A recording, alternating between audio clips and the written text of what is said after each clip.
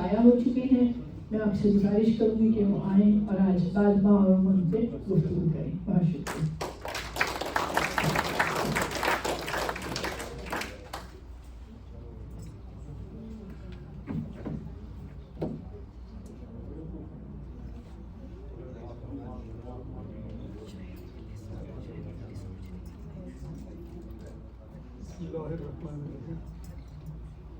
محترم صاحب صدارت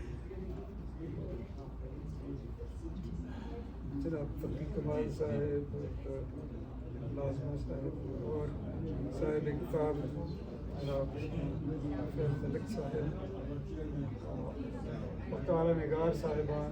آواز نہیں آ رہی ہے. مائک لے لیں. مائک ہاں یس.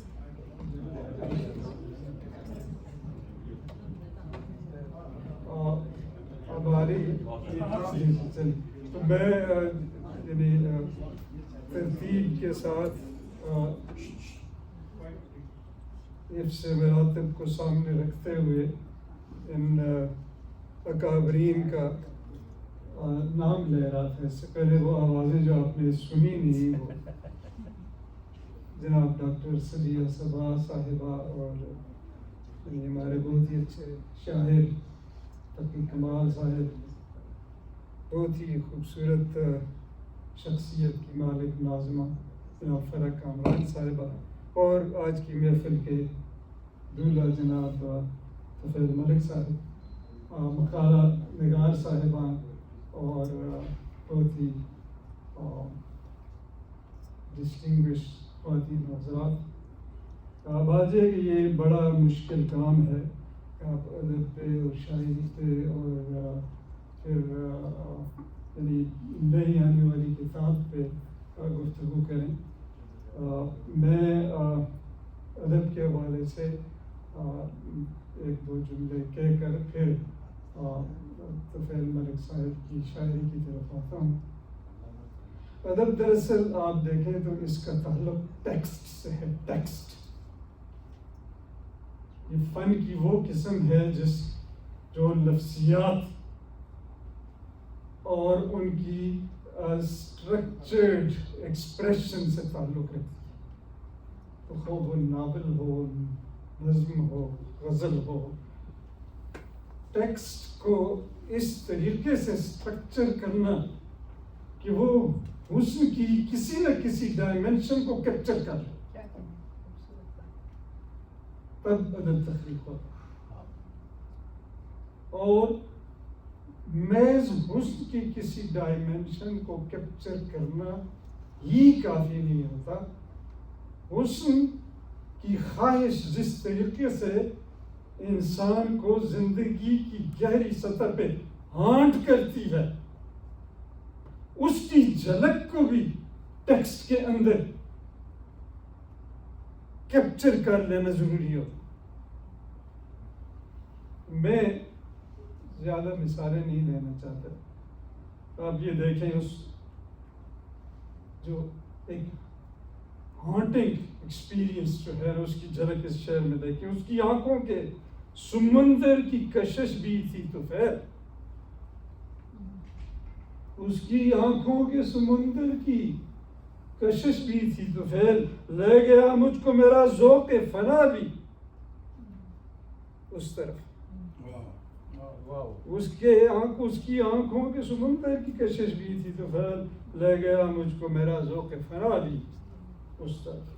یہ جو انسان کے اندر جو ہے ایک زندگی کی حرارت اور شوق و تمنا ہے، اس کے ساتھ ساتھ انسان کی روح کے اندر فنا کی طرف بھی ایک سفر جاری و ساری رہتا ہے. اس لیے کہ ہم سارے کے سارے جو ہے روز الست جس کے اپنا رب ہونے کا اقرار کر چکے ہیں، اس کی طرف ہماری روحیں محض سفر رہنا چاہتی. تو ہم بقا کی تلاش میں بھی ہیں اور فنا کی تلاش میں بھی. اور اس پیراڈاکس کا نام انسانی زندگی، اور اس کی یہ شکل جو ہے اس شہر میں دیکھ کے میں حیران رہ گیا. اور میں آپ کو مبارکباد دیتا ہوں کہ آپ نے اتنا خوبصورت، اس کی آنکھوں کے سمندر کی کشش بھی تھی سفید اور لے گیا مجھ کو میرا ذوق فنا بھی. تو آپ کو کتاب کے شائع ہونے پر اور اتنے خوبصورت اشعار کہنے پر بہت بہت مبارکباد. اور میں سمجھتا ہوں کہ یہ کمیونٹی کا اس طرح سے شعراء کی کمیونٹی کا اور اس کے علاوہ پروفیشنلز کی کمیونٹی کا اس طرح سے اکٹھا ہونا جناب تقی کمال صاحب کے حکم پر اور آپ کی کشش کی بنیاد پر یہ ایک بہت بڑی بات ہے. یہ محفلیں جاری و ساری رہنی چاہیے اور آپ کا یہ شاعرانہ سفر خدا کرے کہ اسی یعنی ترتیب اور تہذیب کے ساتھ آگے بڑھتا ہے. بہت بہت شکریہ.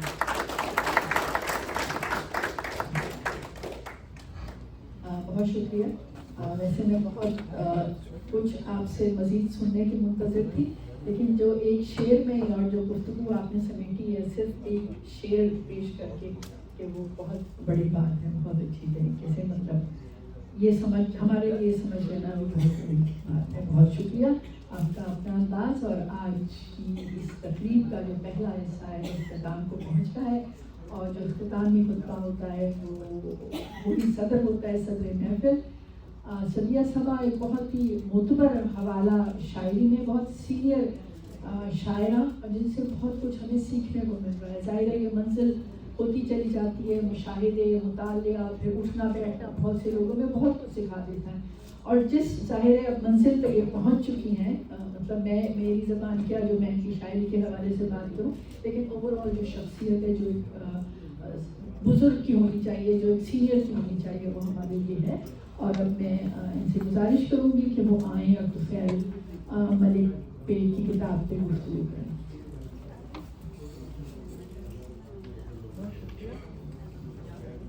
بغیر مائک کے زیادہ بہتر ہے کہ مائک کے ساتھ آواز آ رہی ہے؟ اچھا.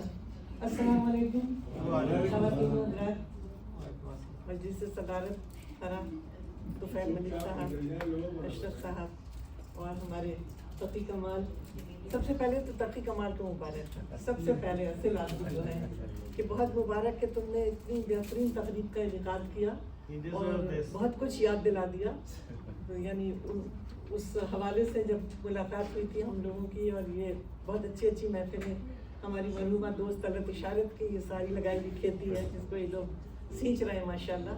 ان کے حوالے سے سارے گپتا صاحب بیٹھے ہوئے ہیں، زرگر ہیں، ارشد ہیں، یہ سارے لوگ اسی اس کے ساتھیوں میں ہیں ان کے. تو بہت اچھا ہوا ہے. بہت اچھے انسان اور بہت اچھے مصنف کی اور شاعر کی کتاب سے تم نے ہم لوگوں کا تعارف کرایا. تو یہ سہرا تمہارے سر. ویسے بھی دولہا لگ رہا ہے اس وقت کھیمانی پہنے. بہرحال تو بہت اچھی تقریب ماشاءاللہ ہو رہی ہے.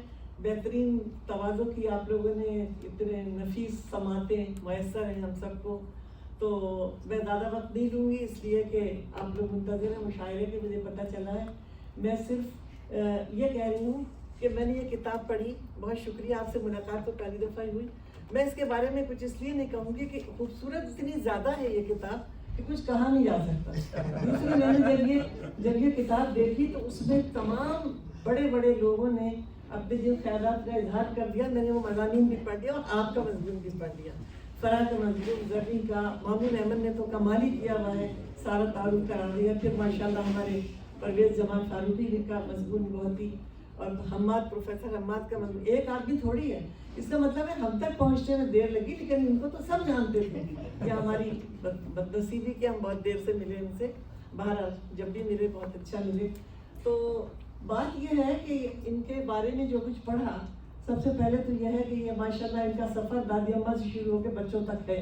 ابھی بتا دیا انہوں نے کہ کسی نے اور بھی پوائنٹ آؤٹ کیا کہ ماشاءاللہ انہوں نے جو انتصاب ہے اس کا سب کے نام ہے، پرانی نسلوں سے لے کے اپنی شریکہ حیات کے ساتھ اور بچوں کے لیے اور ہم سب کے لیے.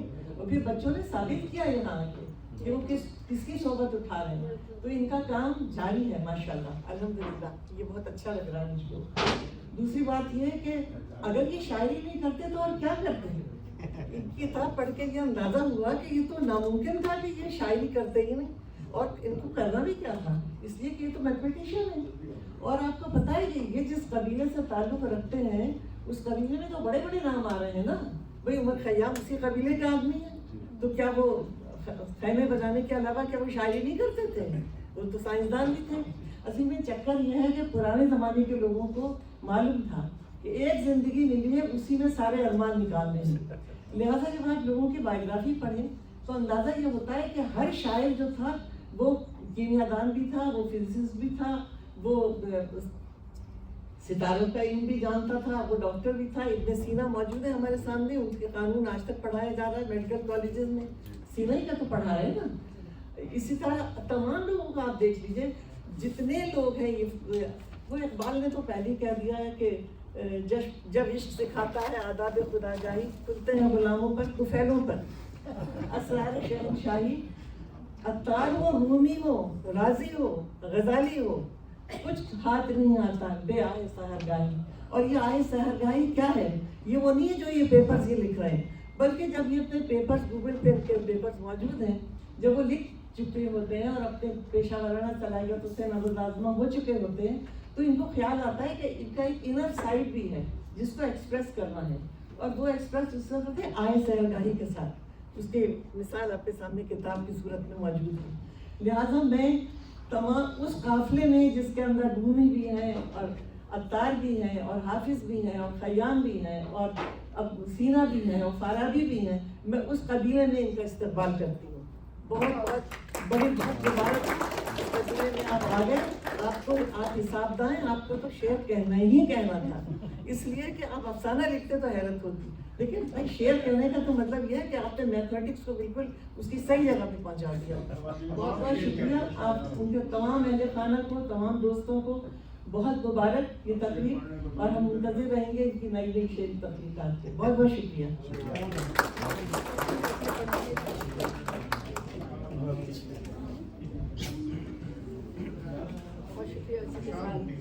تقریب کا پہلا حصہ ختم ہو گیا.